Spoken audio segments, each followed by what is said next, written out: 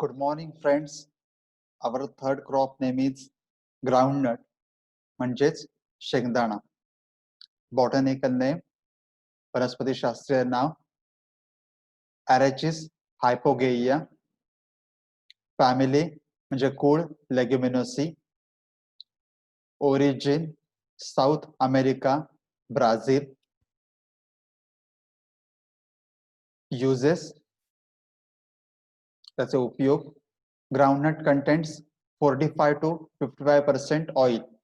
शेंगदाणा या पिकामध्ये 45 ते 55% एवढं ऑइल असतं.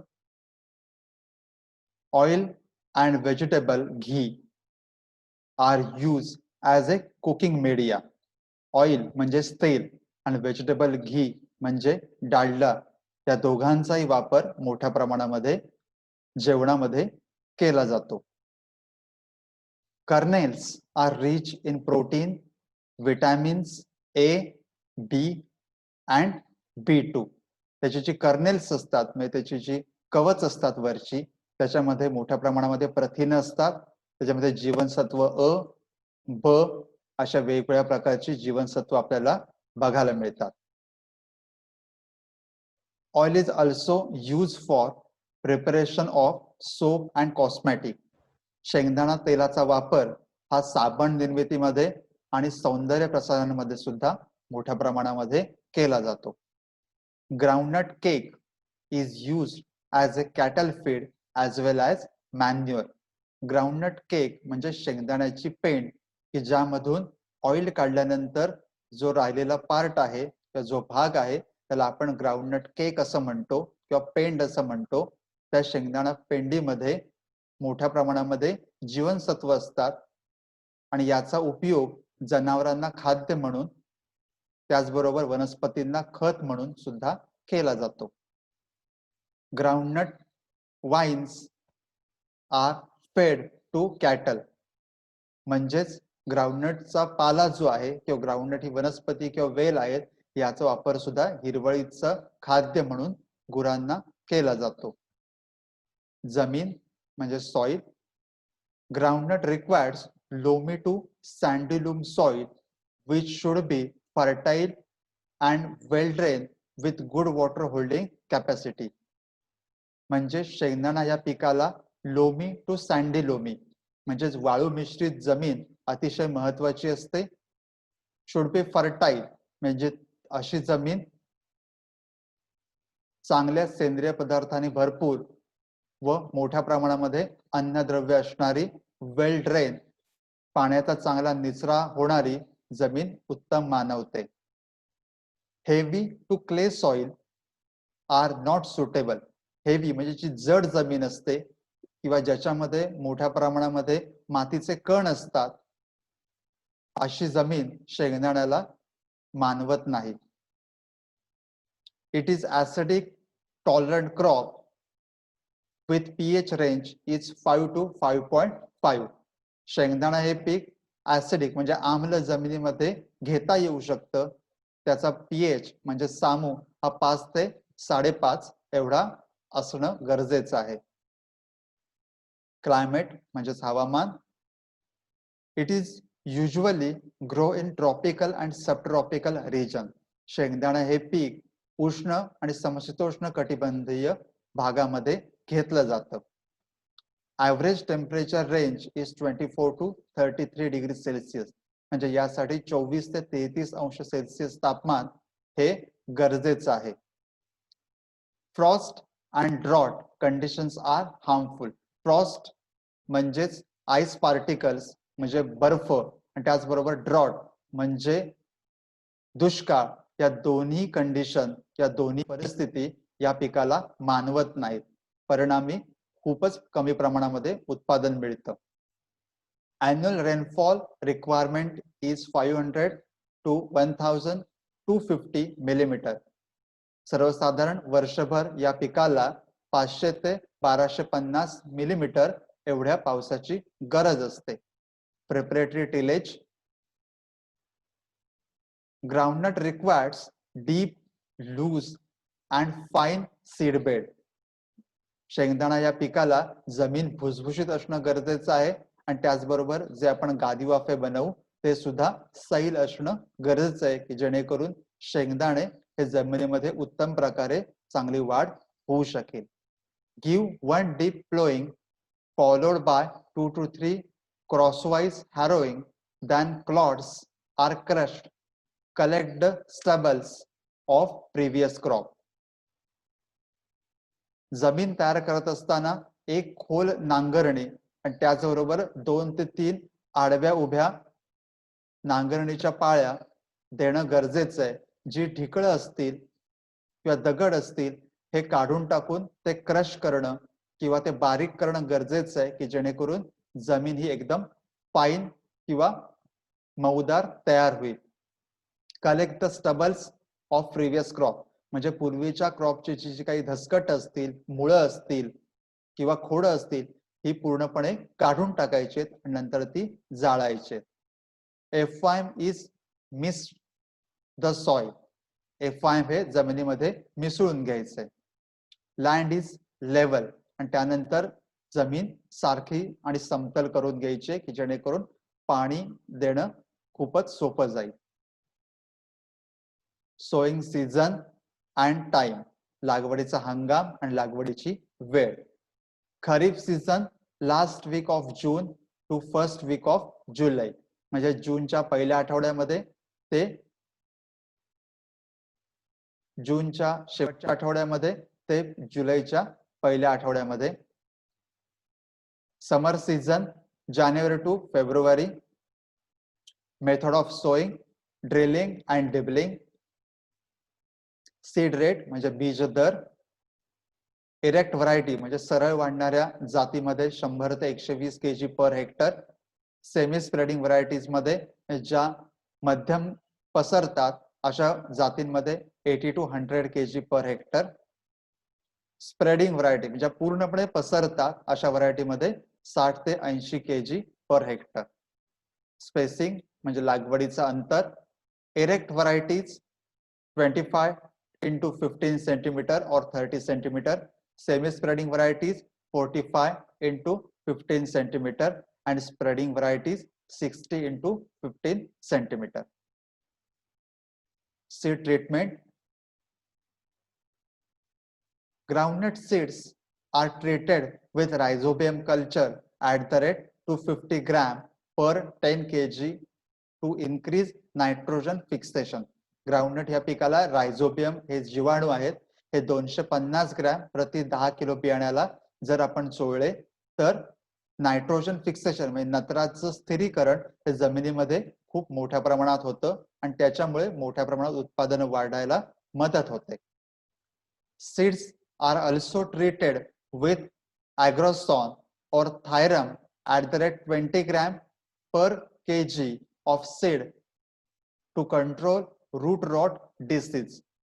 रूट रॉट डिसीज म्हणजे मूळ कूज हा रोग जर कमी करायचा असेल तर ॲग्रोसॉन किंवा थायरम हे प्रति 20 ग्रॅम बियाण्याला जर आपण चोळलं तर या रोगावरती नियंत्रण मिळवता येतं. क्रॉप रोटेशन पिकाची फेरपालट. Groundnut rotated with cotton, jowar, bajra, gram and paddy.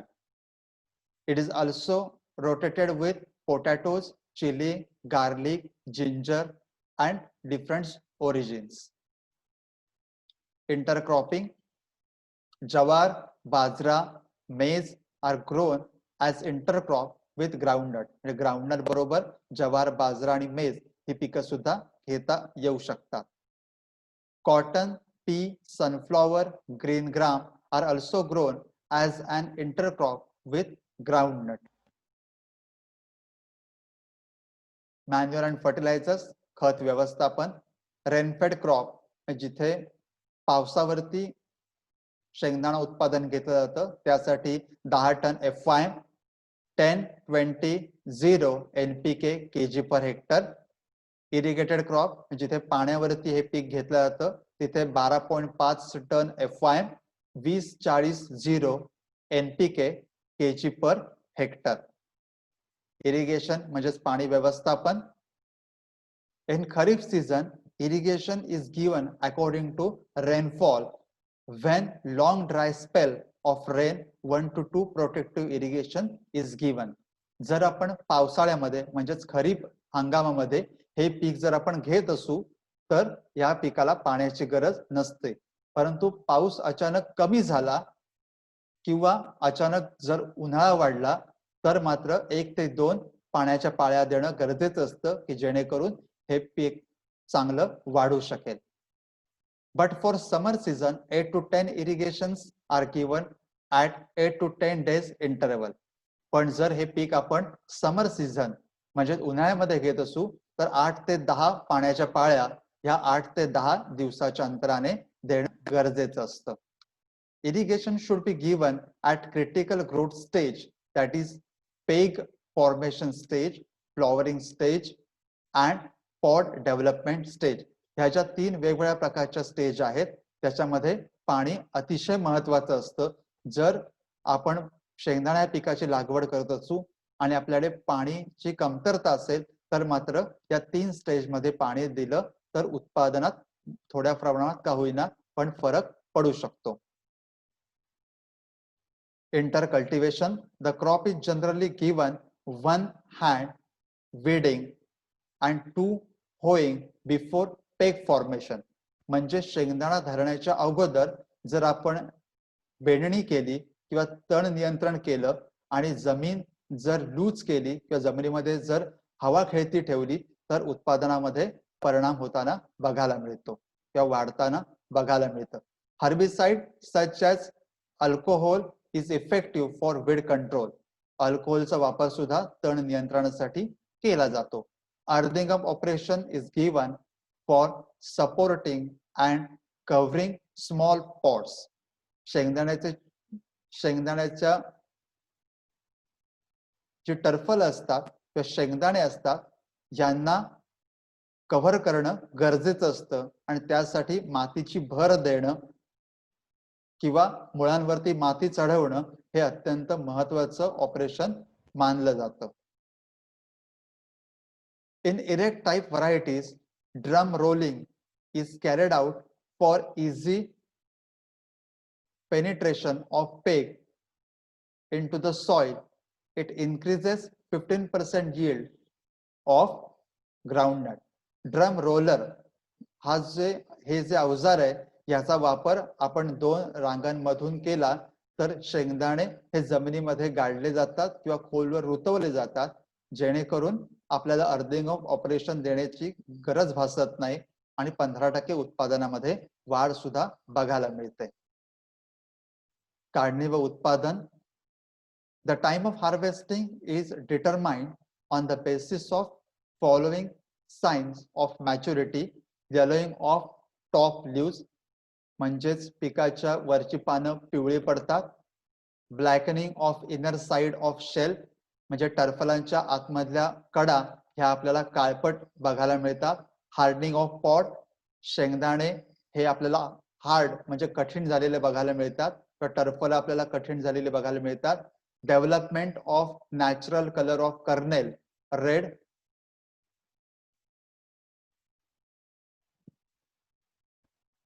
और क्रॉप एज आपल्याला शेंगदाण्याचा जो पोटॅटो कलर आहे त्या कर्नल वरती आपल्याला आलेला बघायला मिळतो किंवा किंबहुना जर आपण शेंगदाणे फोडले तर आतमध्ये आपल्याला रेडिश कलरचा भाग सुद्धा बघायला मिळू शकतो.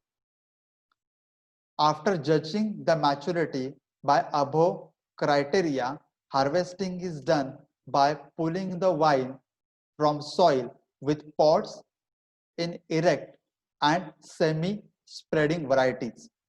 After judging the maturity वरची सगळे साइन वरच्या सगळ्या गोष्टी जर आपल्याला दिसल्या तर शेंगदाणा काढणीसाठी तयार झालाय असं आपण म्हणू शकतो आणि ज्या इरेक्ट व्हरायटी आहेत सरळ वाढणाऱ्या आणि थोड्याफार पसरणाऱ्या व्हरायटी आहेत ह्या आपण उपटून हाताच्या साहाय्याने काढू शकतो आणि शेंगदाणे किंवा शेंगदाण्याची टरफल आपण झाडापासून वेगळी करू शकतो. In case of spreading types, the harvesting is done by plowing the field and then collecting pod. ज्या स्प्रेडिंग व्हरायटी आहेत म्हणजे ज्या पसरणाऱ्या व्हरायटी आहेत त्या काढण्यासाठी आपण शेत नांगरून घ्यायचंय आणि त्यानंतर जे पॉड्स आहेत हे हाताने वेचून गोळा करायचे. उत्पादन रेनफेड क्रॉप हे पावसावर अवलंबून असणाऱ्या शेंगदाण्याच्या पिकाचं उत्पादन इरेक्ट व्हरायटी मध्ये 8 ते 10 क्विंटल प्रति हेक्टरी, सेमी स्प्रेडिंग व्हरायटीज मध्ये 10 ते 12 क्विंटल प्रति हेक्टरी आणि स्प्रेडिंग व्हरायटीज मध्ये 15 ते 17 क्विंटल प्रति हेक्टरी एवढं उत्पादन मिळू शकतं. इरिगेटेड क्रॉप जिथे आपण पाणी देणार आहोत अशा ठिकाणी ऑन एन ॲव्हरेज यील्ड आपल्याला 30 क्विंटल्स प्रति हेक्टरी बघायला मिळतं.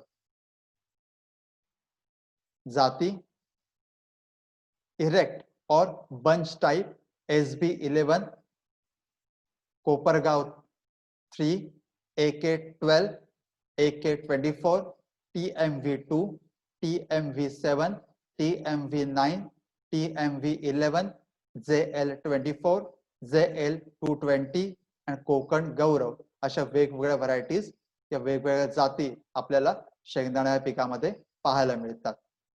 सेमी स्प्रेडिंग मध्ये Kopargaon 1, TMV6, TMV8, TMV10, AK8 and AK11. Spreading varieties मध्ये Karad 4, Karad 11, TMV1, TMV3, TAG24, TAG303. Thank you.